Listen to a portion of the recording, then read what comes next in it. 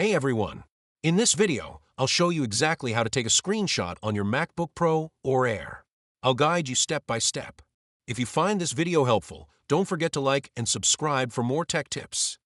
Step 1. Taking a screenshot of the entire screen. To capture your entire screen, simply press Shift plus Command plus 3.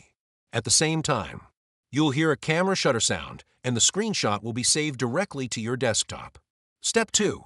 Taking a screenshot of a specific area.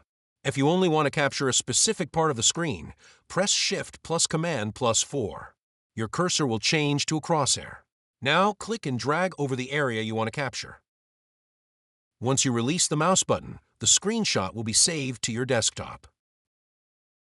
For more screenshot options, press Shift plus Command plus 5.